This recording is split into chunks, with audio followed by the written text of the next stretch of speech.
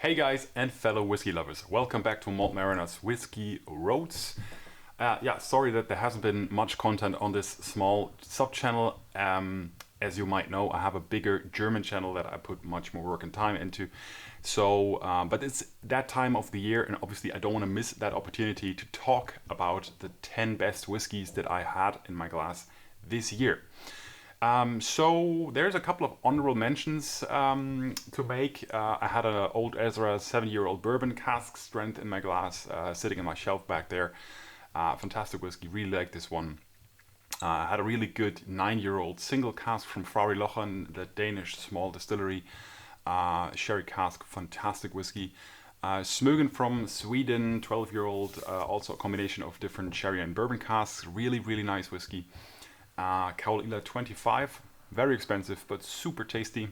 Really like that one, but it didn't quite make the cut into the top 10.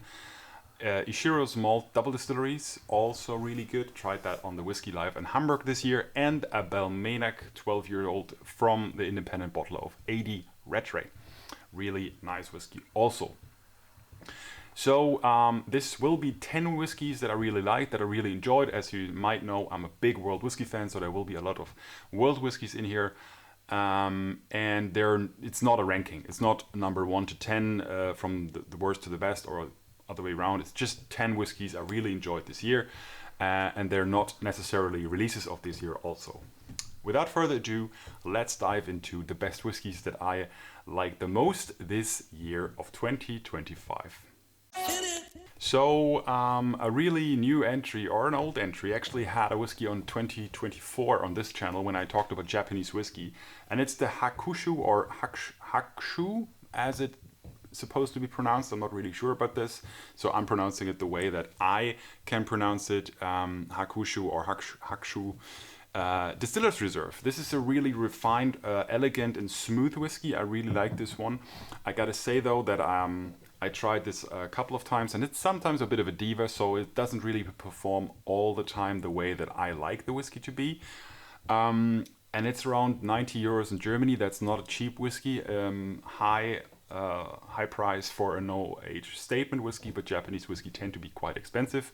I just did side-by-side comparison with the Yoichi single malt from the Nikka distillery, from a Nikka brand distillery. This is Suntory, and actually this one won. I really like this, so it's a deserved first place on my top 10 whiskies this year.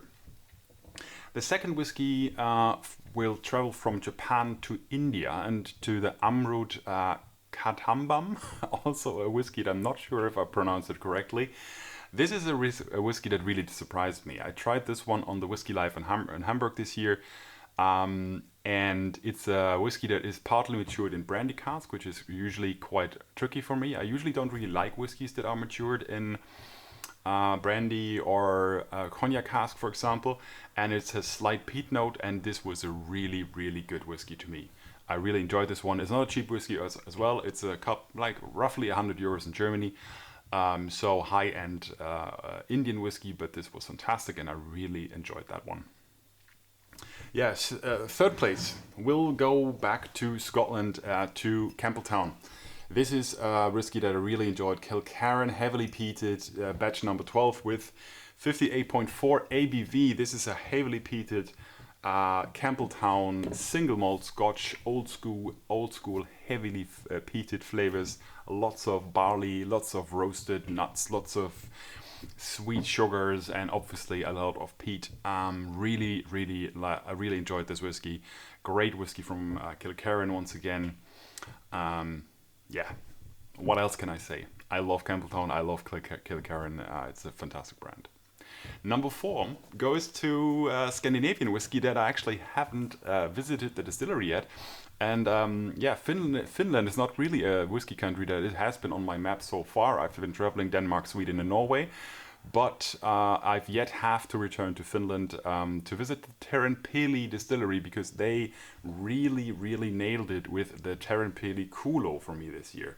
I think it's a 7-year-old whiskey, and I did a comparison with the High Coast Berg, a Swedish whiskey matured also in sherry cask. Also a recommendation, honorable mention at this point.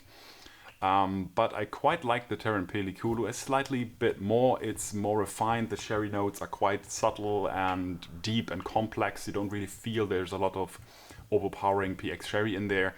Teerenpeli Kulu was a really, really nice whiskey. So if you can get your hands on this one, and if you want to try a world whiskey with a great sherry cask focus, I would definitely recommend the Teerenpeli Kulu. It's a fantastic whiskey.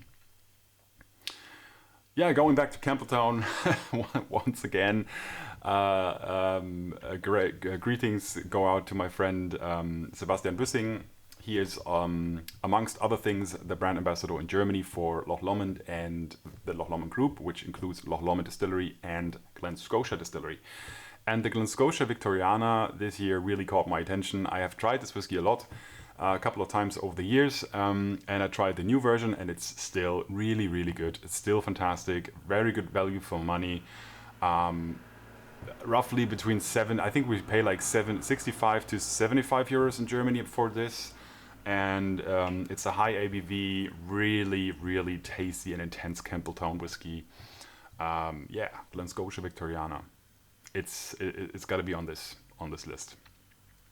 We're going back to Scandinavia. I've been traveling in Scandinavia a lot, as you have seen on the videos, maybe so far. If not, check out the channel and see about a couple of the tour videos I did and a couple of interviews I did. And number 6 is the High Coast Hav. This is my favorite whiskey of the High Coast Distillery of their core range. The core range consists of 4 whiskies at the moment: unpeated Elf bourbon cask, the unpeated Berg of sherry cask, the slightly peated Hav with a couple of parts of Hungarian and Swedish oak casks in there, which gives it a nice spicy background note, which I really enjoyed and really like. It's a quite nutty, malty, sweet whiskey, and they have the Timmer, the peated version. And just about a couple of weeks ago, they have a new bottling came out, the Aurora, which is sort of like the entry-level whiskey. Also very, very nice. But High Coast does a fantastic job, so Sweden is coming along nicely with their whiskies. If you like Scotch whiskey, you will probably enjoy High Coast as well. Back to Scotland. I had, shame on me that I just had this whiskey this year on a channel in front of a camera. I've tried it obviously a couple of times before, but I didn't have a video for it. The Glengarioch 12 euros old. Glengarioch is a distillery in the Eastern Highland of Scotland. I'm actually a big fan of Eastern Highland distilleries. I've been working for Glendronach, big fan of Glendronach distillery. I like Glengarioch, I like the Knock2 distillery, which makes the Unknock single malt. So there's like Kilkerran and Glencadam. There's a lot of great whiskies in the northeastern Highlands. The Glengarioch is a fantastic Highland whiskey. It's a great representation of the Highlands in Scotland.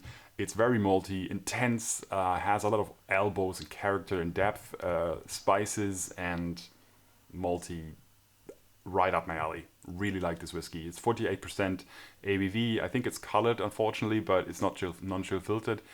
And I think it's in Germany, this is a crazy value for money. I think we pay 40 euros for this whiskey, and it's just a sublime malt. It's really, really good. Very high up in the price value ratio. Number 8 is a whiskey that also recently was on my German channel, and that's from Norway, the Bivrost Heimdallr. This is a limited release. It just came out a couple of weeks ago. And this is there's so much to talk about. It's a maturation of rye and a Amontillado sherry cask, and this was made from a lot of different yeast strains amongst it. There was ale yeast from the UK, but there was also some Norwegian farm yeast. So they created a really interesting profile, and this whiskey is so heavily on the cinnamon and baked apples notes on the nose. It really got me in my video, really took me out of my conversation with you guys, because I was so blown away by this fantastic nose. Very strange whiskey in a very positive sense of way, quite far away from a Scotch whiskey, but I think this is certainly worth mentioning because I think it's so unique and has such a unique flavor. And we'll finish our top 10 with Scandinavia, with my current favorite whiskey country, and it's Denmark, with the Sal Torf 2.3. This whiskey unfortunately just got sold out a couple of, I think last week.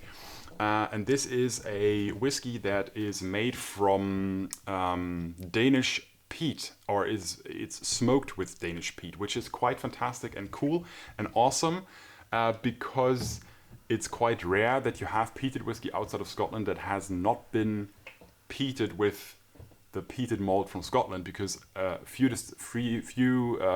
maltsters outside of Scotland are able to smoke their barley with peat. This one has been smoked with Danish peat, so I really enjoyed this, and it's a cracker, a banger. Fantastic whiskey. I actually missed out the number 9, so we are finishing not with the Sal Torf, but we're finishing with the English whiskey from the Cotswolds Distillery, the Cotswolds Signature. This is actually like a standard bottling of the Cotswolds Distillery. It's 46% unchill filtered, natural color. It's made from floor malted barley from a small distillery in England that I've been having. I had this distillery on the radar for quite some time, but it never really clicked with me until I tried the Cotswolds Signature. This is a really nice sippy whiskey, lots of spices, lots of honey, lots of garden fruits. This is very approachable, very easy to drink. I think that most people that like single malt Scotch whiskey will also enjoy this one, and it's quite affordable. In Germany we pay just under 50 euros for this whiskey, so I think this is a really good value for money whiskey also. So yeah, that was my top 10 list this year for the most interesting and most zippy and tasty whiskies that I had this year.